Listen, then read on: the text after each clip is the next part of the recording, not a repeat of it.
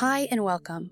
Whatever led you to pick this podcast today, let me say I'm so glad you're joining me for this very meaningful conversation. As always, I'm Abbie. This is Stories Lived, Stories Told, and here's what I know.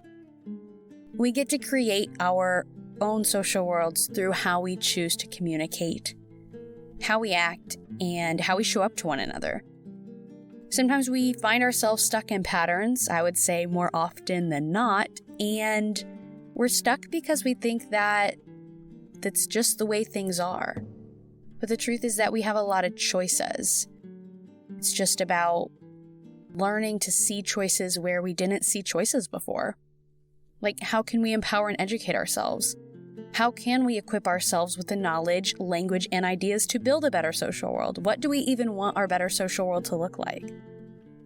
Today, we're continuing our conversation with Emma Nicholson and Dr. Chris Wells of the Positive Disintegration Podcast. If you haven't listened to part 1 of our conversation, I suggest you go back and do that before listening to this one. When we last left off, Chris and Emma were explaining the theory of positive disintegration. And specifically, we were talking about the importance of understanding and valuing our emotions and putting work into developing emotional intelligence.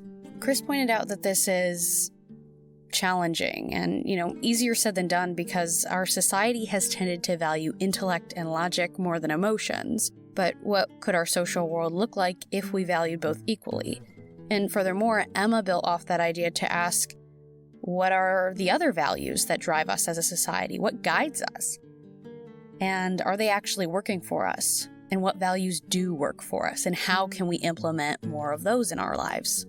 So remembering that that's where we stopped off, let's jump right back in.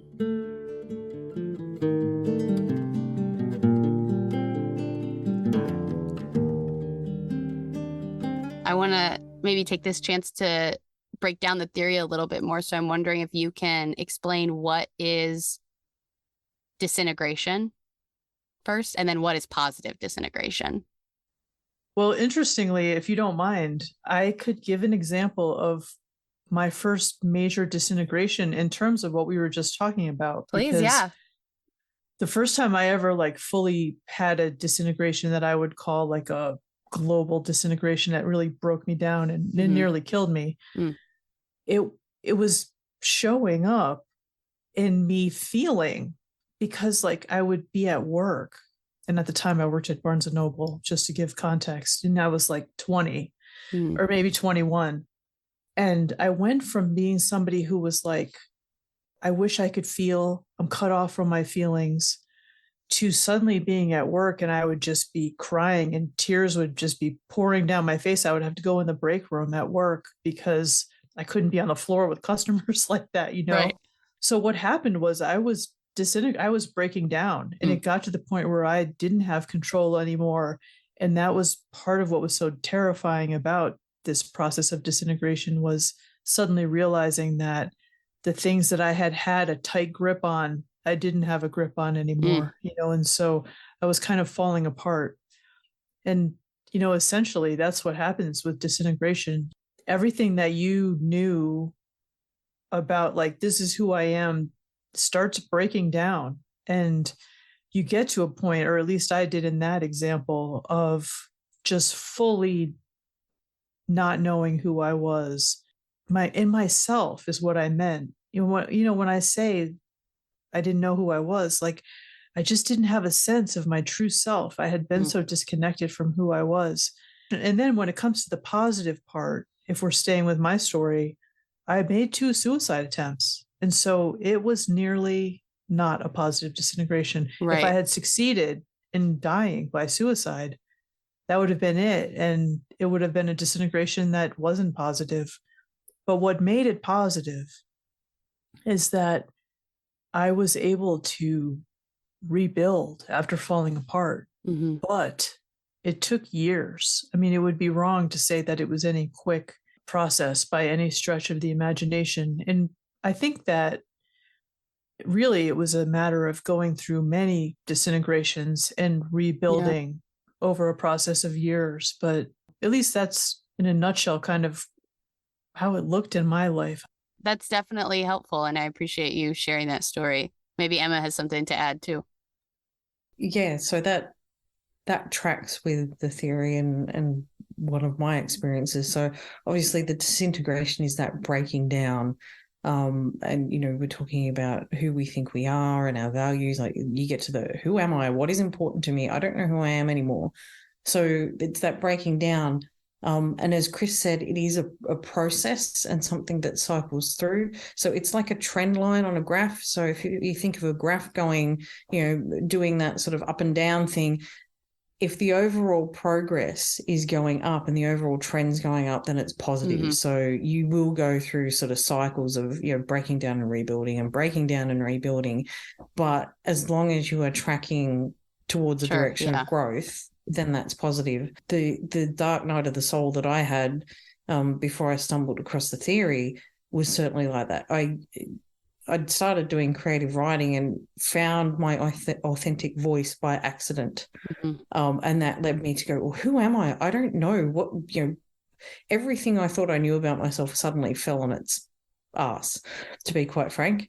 And I came out of this experience feeling like I'd been washed up on the shore of a beach after a shipwreck going, oh, what has just happened to me?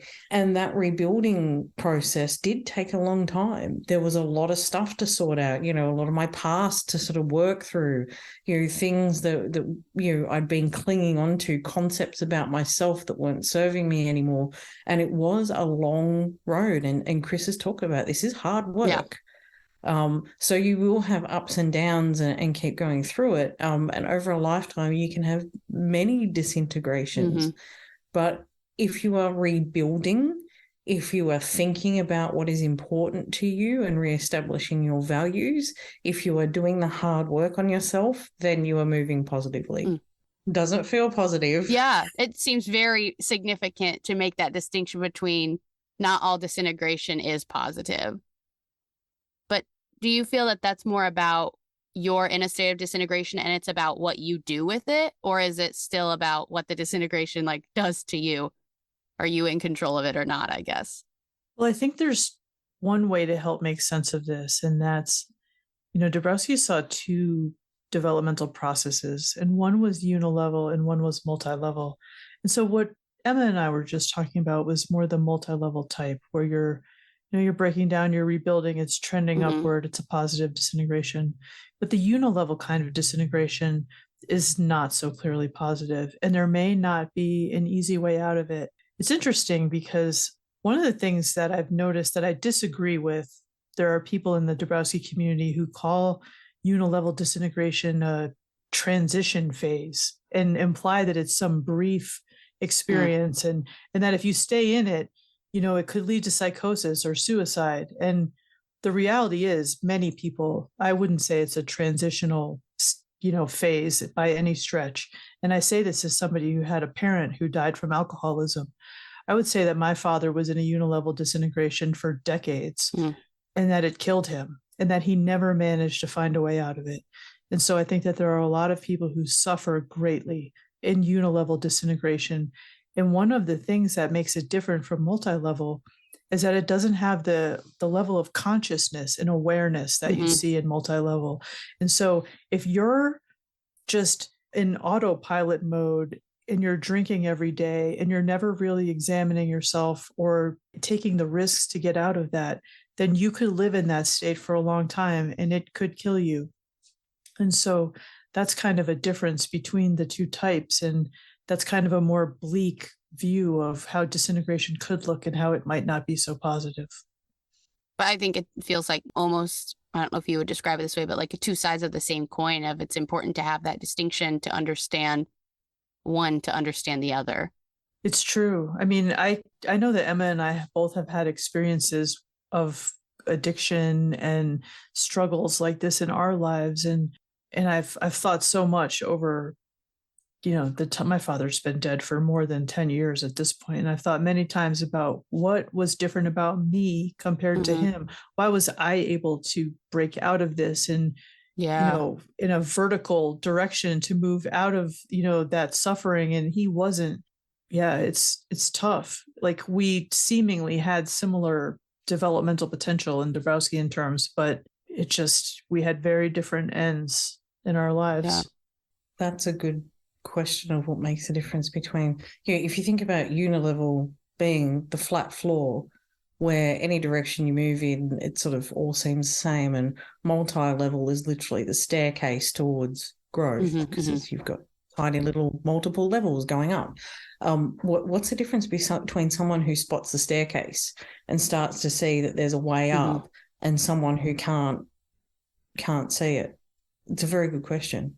And I think that's probably the important part of the theory hinges on of it's not just about are you disintegrating or not? It's what do you do when you're in that disintegration? And honestly, maybe the difference between disintegrating positively or disintegrating negatively or being stagnant, is an awareness, like having the language that the theory of positive disintegration gives you, having that, maybe what you both found in a sense of community or a sense of feeling understood when you learned about like giftedness and overexcitability, when you start talking about mental health in terms of all of it. That's just what I'm hearing from what you're saying. I think it's relationships. I think that that's the difference. I believe that I was lucky in a way that my father wasn't, in that I had these supportive people in my life when I was a teenager, when I was a young adult, that he didn't have. I had connections with people who really helped me see a bigger picture, to see outside of myself. He didn't have that the way that I did. And in the work, in the research that I've done, I think that that is an element that we need to talk more about with this theory, that the difference isn't necessarily within us, right, per se. It's the environment that we were raised in.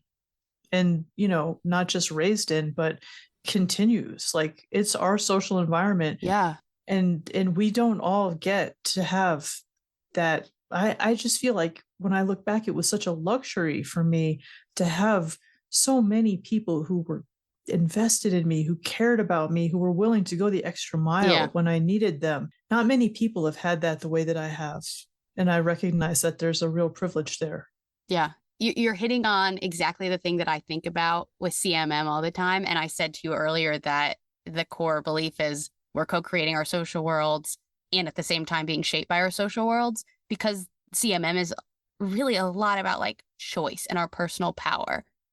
And yet I think we have to consider our personal power also existing within the context of a system that there's so many things outside of our control. And so it's understanding both of those working in tandem in our lives. Maybe there is, to some degree, something internal within you that was able to help you move into a positive version of disintegration. But also even that thing that was internal was probably shaped by your external world that you didn't choose, that you're saying you were privileged to have, that not everybody has. I'm going to give you a third perspective on this, which combines all the previous ones. I think it's a combination of all of the above. So some people within them will just have that innate vision to start spotting the staircase, right? And then they're going to try and trudge up it by themselves, and it's going to be really, really hard. And they might slip back down. You might be in a situation like Chris was, and certainly I was with the previous disintegration I had many years ago. I came out of a bad relationship, and I consciously sat down with the encouragement and support of those around me to think about, what did I want out of life? What was important to me, before I get into the next relationship, what do I need to look for in a partner, and, have a real good think about what was important to me. So I had that supportive environment to be able to go through that exercise. And the process was being undertaken of, going up the staircase and thinking about, what is good for me? Who am I? Without actually knowing about the framework or having any of the labels on it. And then I think the third component is when you find out about positive disintegration and you have the name and the framework for it, that makes the journey up the staircase even easier, because now you have context of, oh, these are stairs. I'm supposed to go up these, left foot, right foot, left foot, right foot. And that can make the whole thing easier as well. So I think there are people that innately seek out the staircase or see it or spot it. but it's going to be hard work to get up by yourself. I think, some people get up it a lot easier if they've got a handrail to hang on to or someone to help them, but also understanding the purpose of a staircase and what the stairs are called and how you're supposed to use the handrail is enormously helpful. So I think it's a sort of three-pronged attack on that. And that is why I am personally so passionate about getting the theory out there, because we have this handbook, how to get up the stairs, and we're sitting on it. We know about it, and it gives you all the labels for the things, and it gives you all the, the framework for understanding what a staircase is and what it's designed to do and where you're going to get to at the end of it. We've got to share that with people. And it's a complex theory. And that's why Chris and I are really passionate about making it more accessible, and sharing our stories, to give examples, to give people that mirror to see themselves, so that they can resonate in it. Because I think all of those components are really important. And if we have those, we're more likely to be successful to get up the stairs. Yeah, that makes a lot of sense. The kind of funny thing I want to point out is that you said it's hard work. Like, those going up the stairs are hard work. But like you said, knowing it's hard when you have the access to tools that the theory gives you, knowing it's hard makes it easier because you expect it to be hard almost. It's like if you're walking up these stairs thinking this should be a cakewalk, when it gets hard, that might send you right back down the staircase. But like you're saying, it's just how many layers deep of these additional tools that help you climb those stairs do you have? Because climbing the stairs might look harder for some people than it does for others, depending on how many resources they have.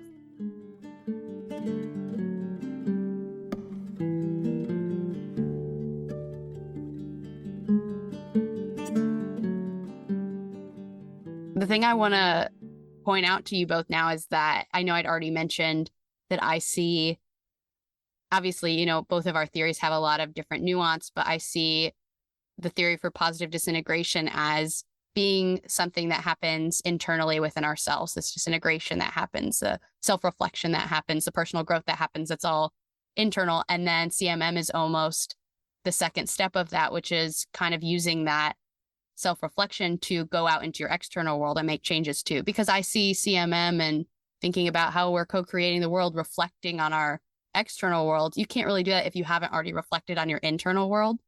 And so as you've both talked, I'm reminded of these three kind of guiding questions that CMM uses.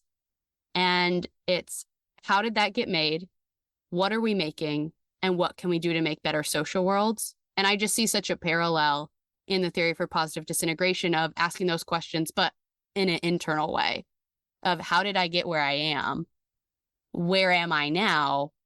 And what do I want to do in the future? That's maybe that process of disintegrating and reintegrating is a version of asking those questions of ourselves. You're reminding me so much of the work that I was doing that brought me to the theory in the first place, which is, I was doing an autoethnography, and I took it very seriously as a personal research project. And what's funny to me is that I went into it thinking that I already had a pretty solid grasp of who I was and what I had been through.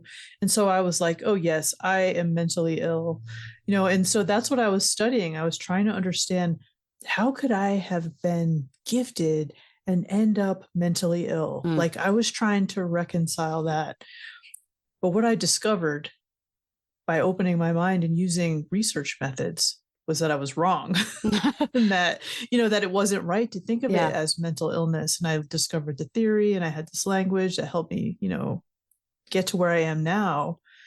But it has completely changed my story to do that. And so now I sit here and I'm like, well, I have a completely different story of how I got here and what happened than I did in 2014 when I first kicked this off. It's so interesting to me because CMM aligns so much with the research, the meaning making research, and in that kind of qualitative work. It's so cool.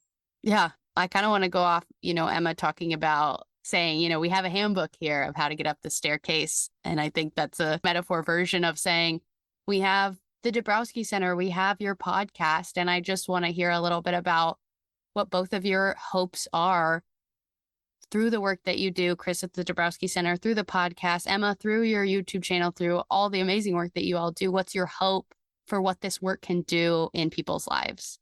I think it comes down to the fact that because this theory isn't widely known, and it can help a section of the community, we really need to get it out there in as many spaces as humanly possible in an accessible way so it can be easily understood. I keep likening it to finding a needle in a haystack. So not everybody's going to benefit from the theory, but the haystack of humanity is 8 billion people. Yeah. And because it's something that talks about psychological tension, and because it talks about, these feelings of guilt and shame and your depression, your anxiety might not be a mental illness. It might just be a product of you going through a disintegration and experiencing this stuff. We need to, in particular, try and get into the mental health space. That's really something that I've been trying to get my head around. Well, how do you do that? Because when I went through my disintegration, I certainly wasn't Googling gifted education. Yeah.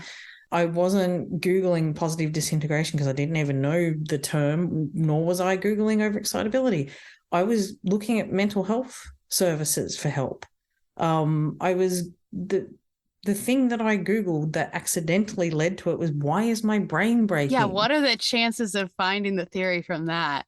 Yeah, complete fluke, right? So I know that there are other people out there like me doing their day jobs, trying to grapple with life at the same time as grapple with what's happening with them, that need that information. Yeah. Like, they can't go through all the academic research papers.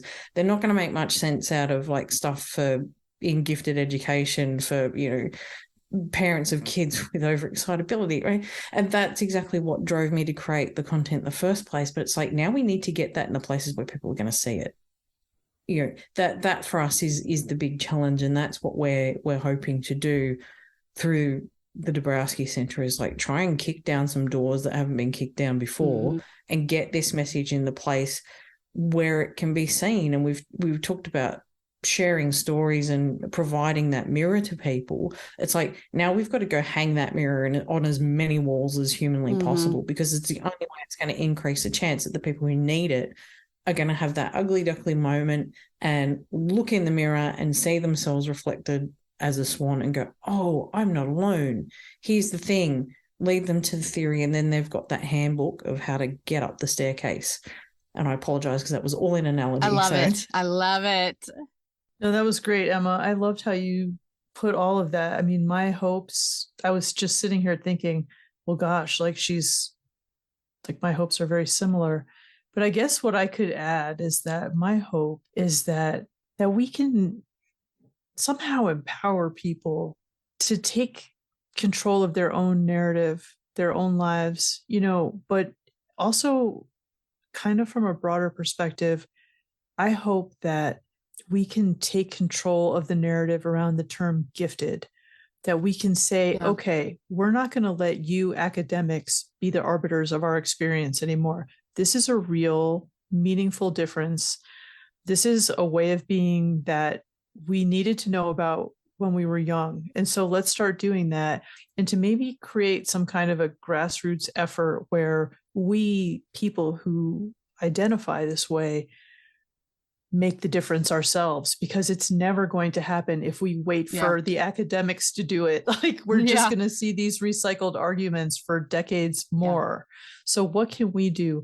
So that's my hope, is to be some kind of catalyst, but also I recognize my limitations to some extent. And I know that I'm meant personally to be kind of a conduit for knowledge, to bring the knowledge together, to help people have access to it and the resources, and to do some community building. That's another important aspect of our work. And of course, the podcast has been a great way to start it, because, people find it, they feel seen by us and mirrored by us. And it's been so incredible to have this experience of doing it already with Emma. It's already exceeded my expectations. I just had no idea when we got into this how special it would be. And I'm really grateful that we've had the chance to talk with you about all of this, Abbie, because CMM and this podcast, I feel like you've done a really good job of getting us to talk about this stuff in a way that hasn't happened yet. So thank you.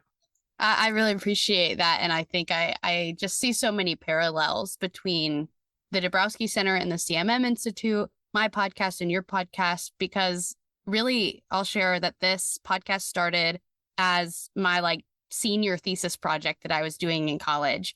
And I just decided I was going to do a podcast. I was going to pick a communication theory. So I opened up my comm theory textbook and I picked this theory for a couple of reasons, but all in all, kind of like Emma searching in the computer, why is my brain broken?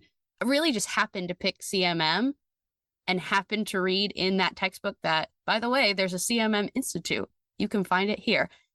There is not another institute for a communication theory that exists. And so this opportunity for me to keep doing the podcast came when I reached out to them.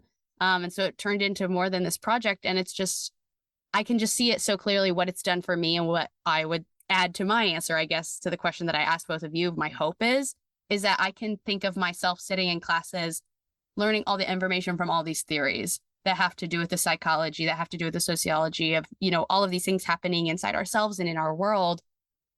And I just want to be able to pick up that feeling that I got in a school setting and hand it to everybody else in the world. I see myself as sort of a translator, one foot in academia, one foot in, I don't know, like the secular world, to be the one to pass this information back and forth, to be what I see as part of that process between phase 1 and phase 2, which is going from just having the language to putting something into practice.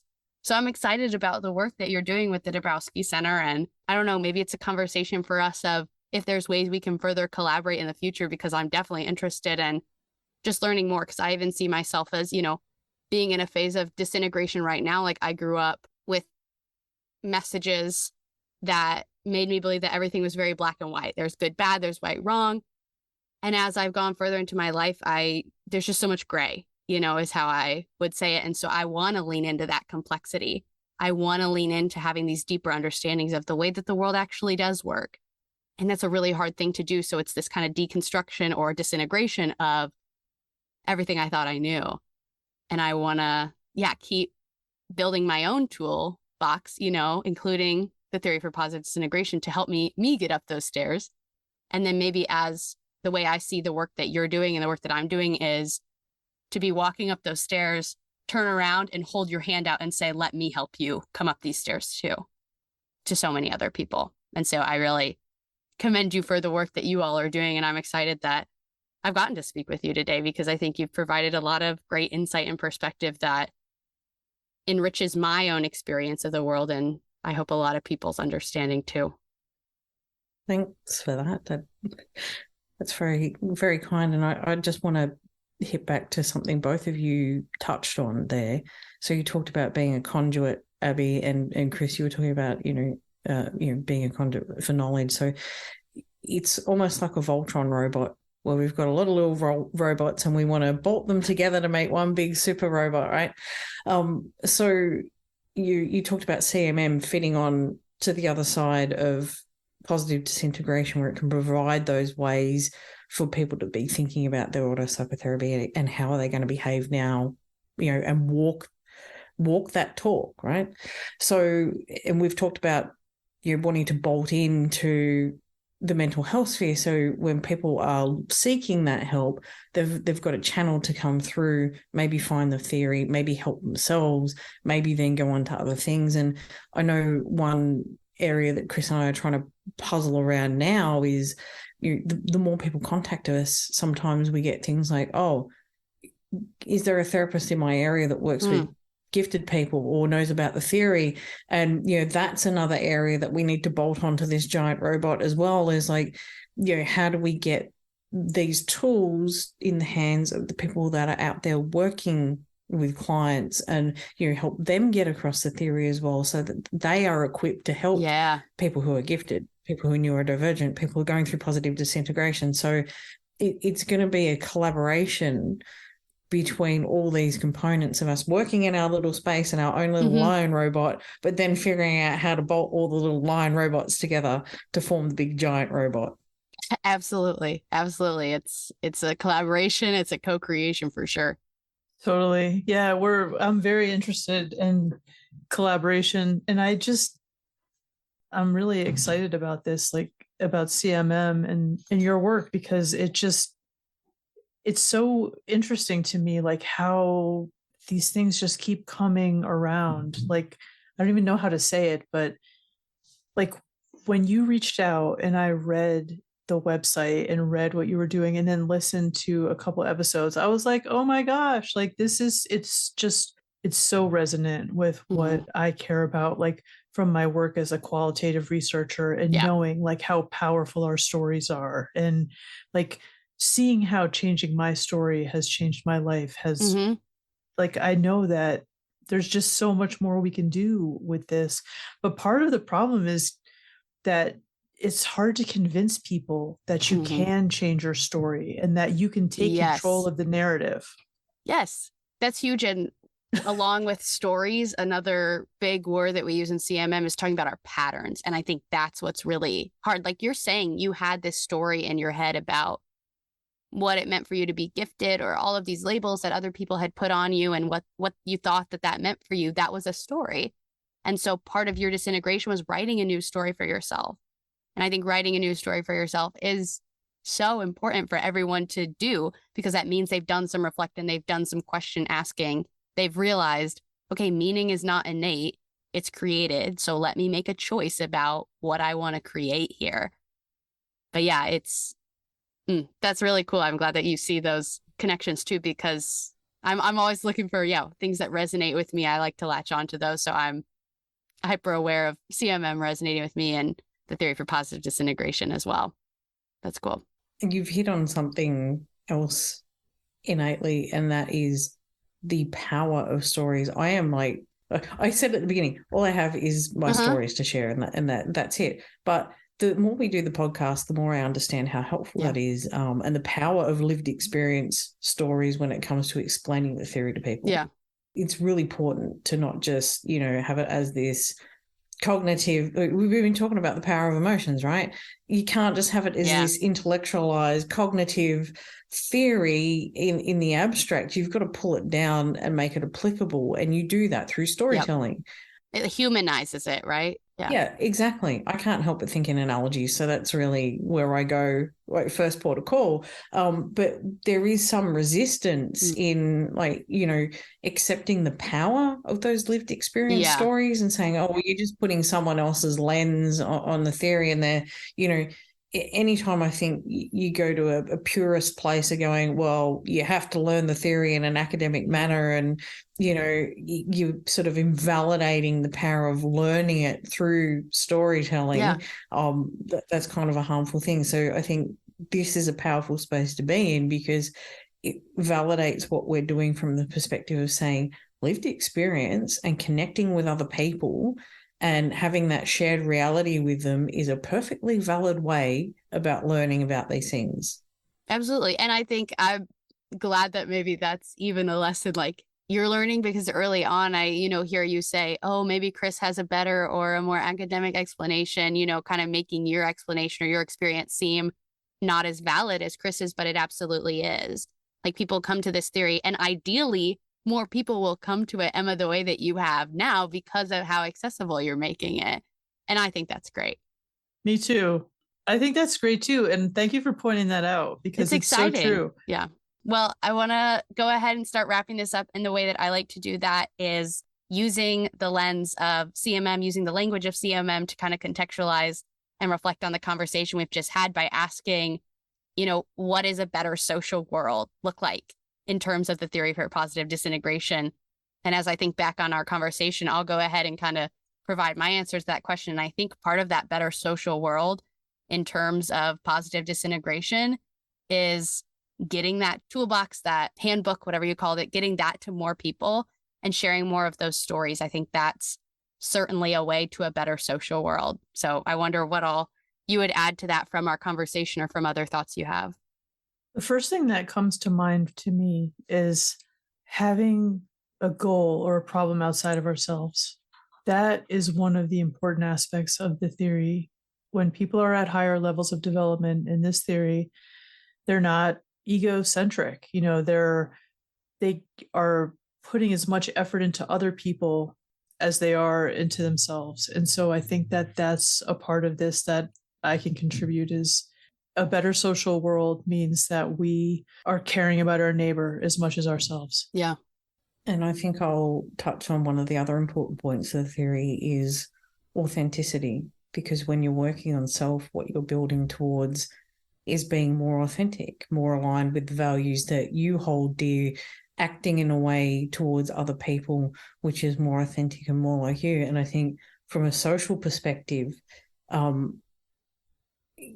working on making society a more authentic place, not only in our ability to express ourselves authentically and be ourselves and be different, and be accepted for that difference, but to look at some of the social structures that we've got in place, those guardrails, and question them, and have the ability to not only question our inner values, but to question the wider social, values, and say, Absolutely. What are we doing by forcing, all sorts of people who are arguably different shaped pegs into a round hole and cramming everybody into the same space.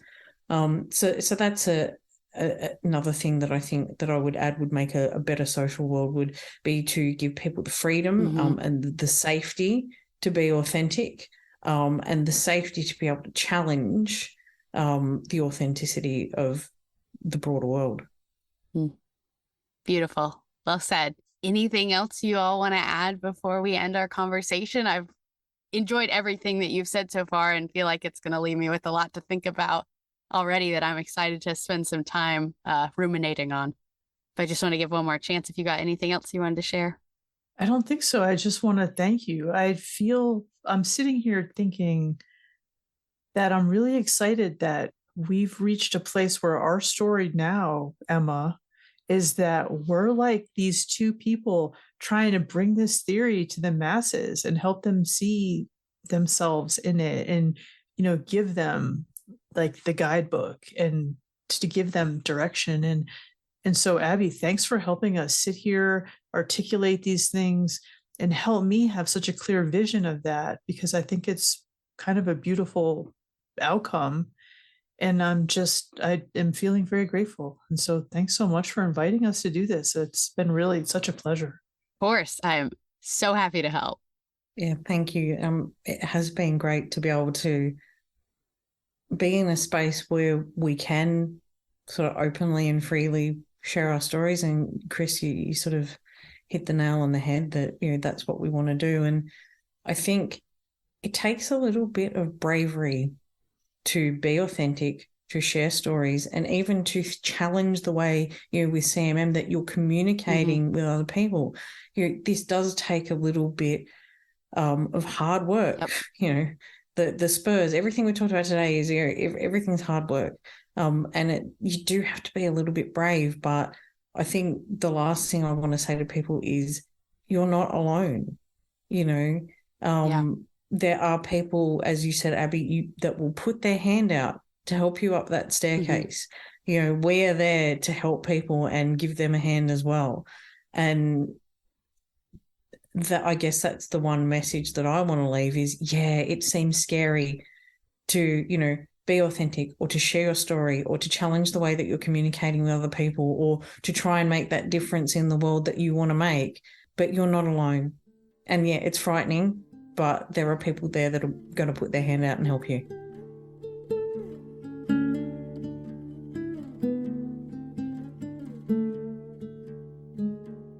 That is all for our conversation with Emma and Chris. But if you want to learn more, check out their podcast, the Positive Disintegration Podcast, and all of the other amazing work they do, all of which I'll link in the description. I think checking out their work is a great next turn from this conversation. Lean into your curiosity about this topic, and maybe their theory can help you to understand yourself or others in your life better. Keep thinking about how TPD and CMM can work hand in hand in your own life. What I really loved about this conversation is that we all learned something by the end of it. Like, we were different at the end of this conversation than we were at the beginning. Chris, Emma, and I were all able to use the conversation itself to help us even understand ourselves and our own hopes and goals better, and the shared passion that we all have for being those people on the staircase that are helping others up and equipping others to walk up the staircase themselves.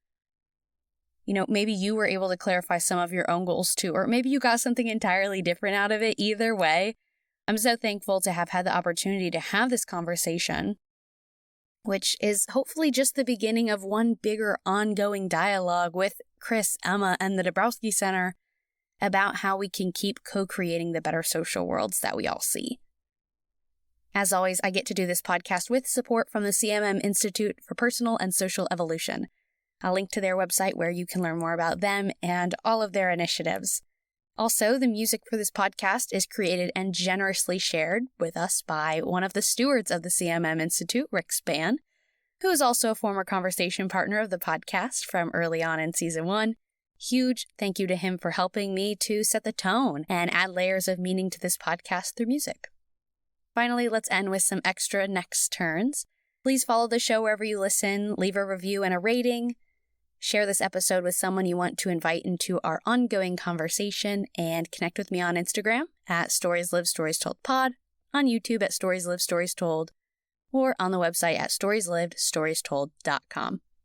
Thank you so much for taking the time to do one or all of these. And thank you for showing up. Thank you for being curious, and thank you for being a part of this story. Until next time, I'm Abbie, and this has been Stories Lived, Stories Told.